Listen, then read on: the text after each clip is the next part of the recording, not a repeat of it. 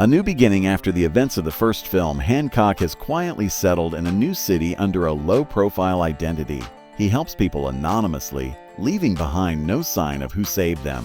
Though he's no longer the destructive drunk he once was, Hancock still battles loneliness. Say Hancock still battles lonely. He hasn't spoken to Mary in years, keeping his distance to protect them both. One night he hears a strange ancient voice calling out to him.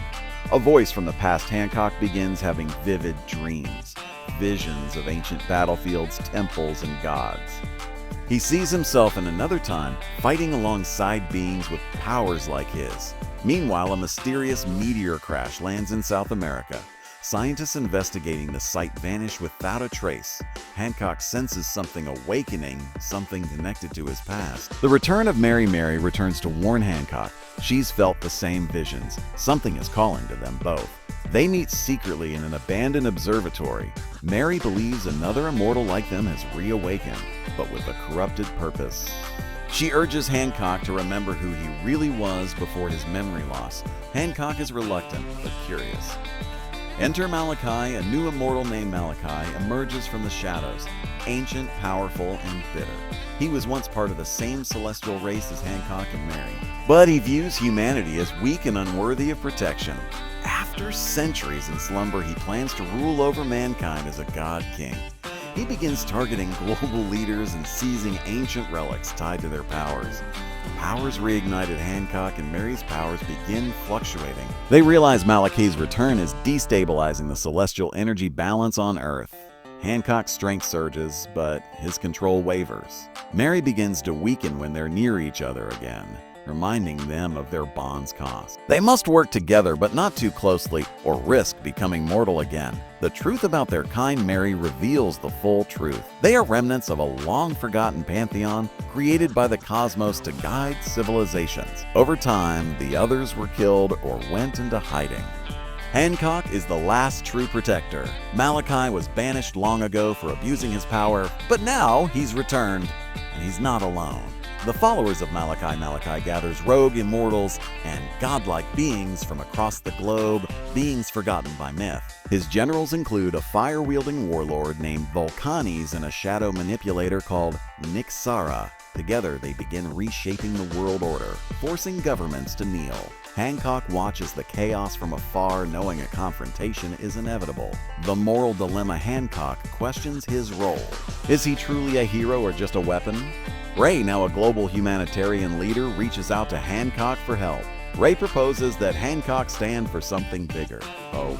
After a public act of heroism goes viral, the world starts believing in him again. Hancock slowly accepts his place as Earth's reluctant protector.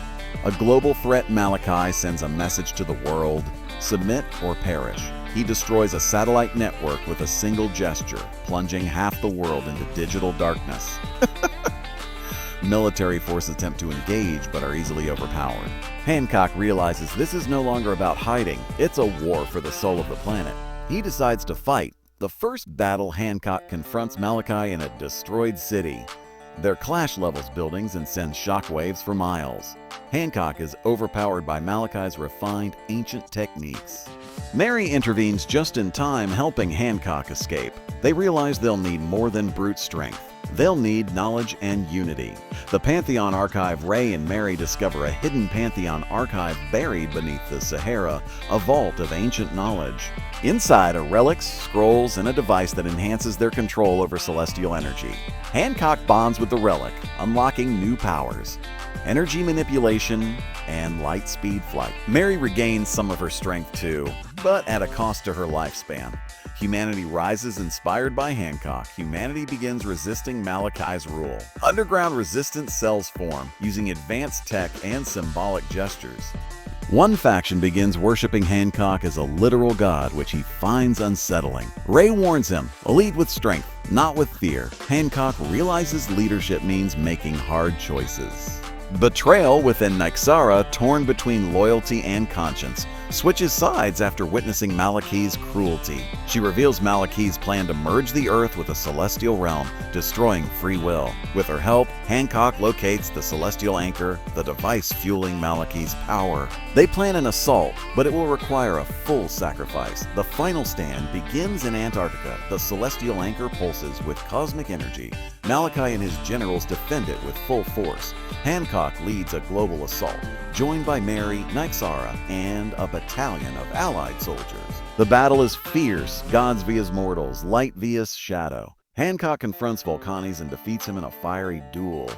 Mary's last stand, Mary faces Malachi but is mortally wounded in battle. Before dying, she channels her remaining energy into Hancock, boosting his power beyond its limits. Her death causes Hancock to rage, his eyes glowing with golden energy. With one final charge, he engages Malachi in a cosmic-level fight. Hancock ascends. Hancock unlocks his full Pantheon potential, wielding light, force, and time itself.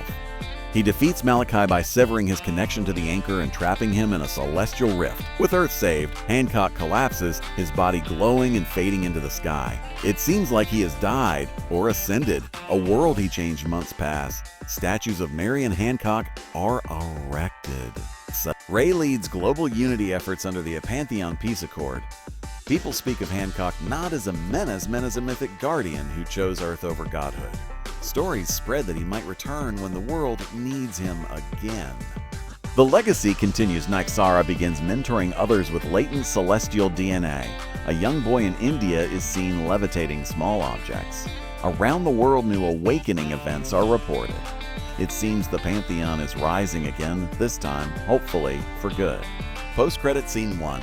The Watchers on a distant planet. Celestial beings called the Watchers observe Earth. One says, the experiment is stabilized, but it is not over. They discuss the emergence of new gods on multiple worlds. One screen shows Earth and a blinking signal. Hancock alive. Post-credit scene 2. The return somewhere in the desert. A lightning storm crackles. From the sky, a figure crashes to Earth, embedded in a crater. A hand emerges. Hancock's. His eyes open, glowing brighter than ever. A voice echoes, "Oh, the war is not over. To be continued."